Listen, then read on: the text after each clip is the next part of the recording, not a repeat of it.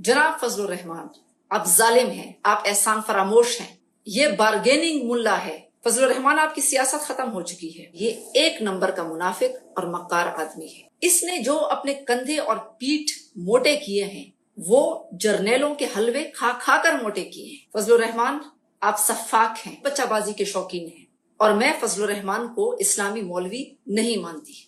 इस गद्दार ने शुहदा और उनके खानदानों की कुर्बानियों की जो तौहीन की है, पूरी कौम उसकी इस हरकत पर शदीद गुस्से में है कि जो हरकत इसने की है ये मुल्क का एक गद्दार तरीन इंसान ही कर सकता है। पूरी पाकिस्तानी कौम का मुतालबा है कि फजल रहमान को टीटीपी की सरपरस्ती करने, टीटीपी के दहशतगर्द बनाने और शुहदा और उनके खानदानों की कुर्बानियों की तौहीन पर कैदी नंबर 805 बनाया जाए। अवाम को यह भी मालूम है कि जब भी इलेक्शन नजदीक होता है तो इसकी ब्लैकमेलिंग शुरू हो जाती है। या तो इसको फॉर्म 47 वाली सीटें चाहिए होती हैं, या जमीनें चाहिए होती हैं, या कमेटी चेयरमैनशिप चाहिए होती है, या परमिट चाहिए होता है, या कमीशन चाहिए होता है। जब अपने फायदे की बात हो तो जर्नलों के साथ भी हाथ मिला लेता है, तो अमरीकी सफीर से भी हाथ मिला लेता है, बल्कि अमरीकी सफीर से कहता है कि मुझे वजीर आजम बना दो।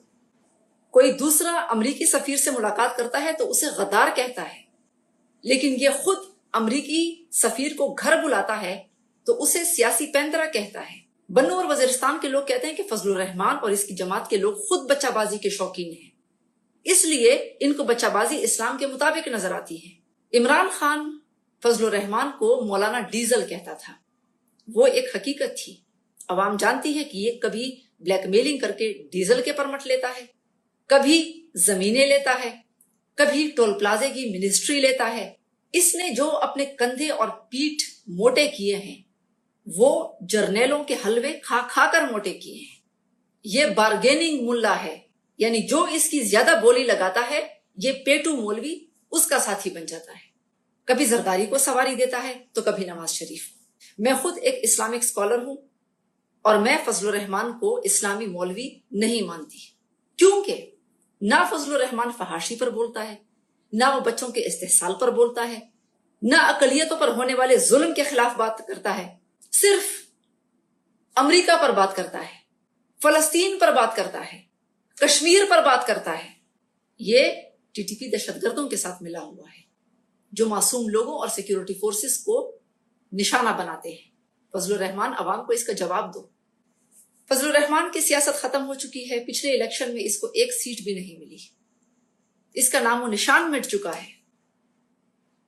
पहले इलेक्शनों में तो जर्नेलों के बूट चाट चाट कर चंद सीटें ले लेता था, या ब्लैकमेलिंग करके कुछ परमिट ले लेता था, या अपने भांजे भतीजों के लिए पैसों वाली मिनिस्ट्रियां ले लेता था, या कमेटी चेयरमैनशिप ले लेता था। लेकिन इस मर्तबा इसको खौफ लाहक हो चुका है कि आने वाले इलेक्शन में इसको एक सीट भी नहीं मिलनी, इसलिए इल्जामात और धमकियों पर उतर आया है, शुहदा और उनके खानदानों की तौहीन पर उतर आया है, इस्लामी कार्ड का इस्तेमाल करके इल्जाम लगाता है। अब अपने बेटे को भी इस्लाम के नाम पर धोखा देने की ट्रेनिंग दे रहा है। लोग कहते हैं कि फजल रहमान ने 4 अरब का होटल बनाया, ये पैसा कहां से आया? अवाम इसका हिसाब चाहती है। हर बड़े शहर में महल जैसा घर बनाया, ये पैसा कहां से आया? अवाम इसका हिसाब चाहती है।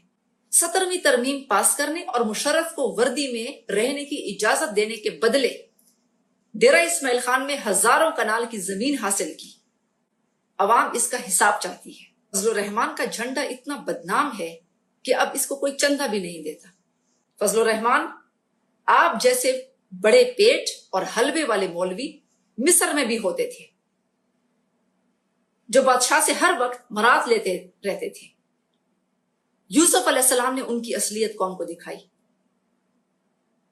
आपकी बेटी का ससुर गुलाम अली आपके दौरे इख्तिदार में कैसे अरबपति बना? पेशावर के लोग तो कहते हैं कि गुलाम अली कब्जा माफिया है। हकीकत तो यह है कि फजल रहमान, आपने भी अवाम के लिए कुछ नहीं किया। खलीजी ममालिक से मसाजिद और मदारस के नाम पर जितने चंदे आते हैं, हमारा मुतालबा है कि उनकी छानबीन होनी चाहिए कि आया वो मसाजिद और मदारिस की तामीर पर लगे भी हैं या किस कदर लगे हैं। یا سارے اس کی جیب میں چلے گئے؟ میں خود ایک اسلامک اسکالر ہوں اور تمہارے اسلام کی حقیقت کو اچھی طرح جانتی ہوں۔ اصلی اسلامی علماء کو بھی تمہاری وجہ سے وہ بدنام ہو رہے ہیں۔ پی ٹی آئی کے ورکرز کی کیوں فضل الرحمان سے نہیں لگتی؟ کیوں؟ کیونکہ وہ جانتے ہیں کہ یہ ایک نمبر کا منافق اور مکار آدمی ہے۔ جناب فضل الرحمان ملک اور عوام کے تحفظ کے لیے روزانہ جانیں قربان کرنے والے سیکیورٹی فورسز کی 45,000 تنخواہ کی بات کرتے ہو، 45,000 سیلری کی بات کرتے ہو۔ ہاں فضل الرحمان، آپ سیلری نہیں لیتے بلکہ آپ ڈائریکٹ ڈاکہ ڈالتے ہو۔ آپ تو محل سے نکل کر پراڈو میں بیٹھتے ہو، فارم 47 کی سیٹ نہ ملنے پر الزام لگاتے ہو، جبکہ وہ بیچارے سیکیورٹی فورسز بیوی بچوں کو چھوڑ کر صرف 45,000 تنخواہ میں سخت ڈیوٹی دیتے ہیں۔ آپ حلوے کھاتے ہو اور وہ بیچارے چھولے کھا کر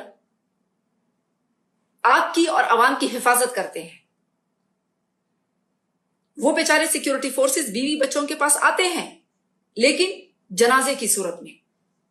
اس کے باوجود ان کے بہادر خاندان کہتے ہیں کہ ہمارے سارے بچے پاکستان پر قربان۔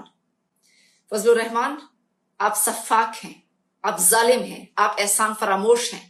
آپ کو نہ شہداء کی قربانیوں کی پرواہ ہے، نہ ان کے بیواؤں کی اور نہ ہی ان کے یتیم بچوں کی۔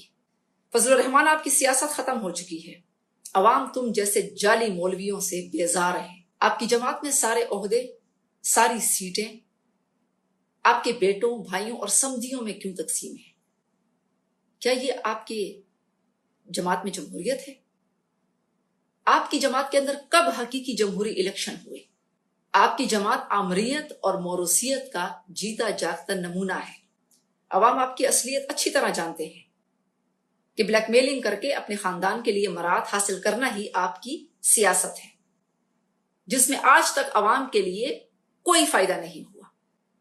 عوام کہتی ہے کہ 2023 میں آپ نے بلیک میلنگ کر کے اپنے بیٹے اسعد محمود کو کمیونیکیشن منسٹر یعنی ٹول پلازوں کا منسٹر لگوایا۔ کیا پوری جمعیت میں کوئی کارکن اس قابل نہیں تھا کہ آپ اپنے بیٹے کی بجائے اسے ٹول پلازوں کا منسٹر بناتے؟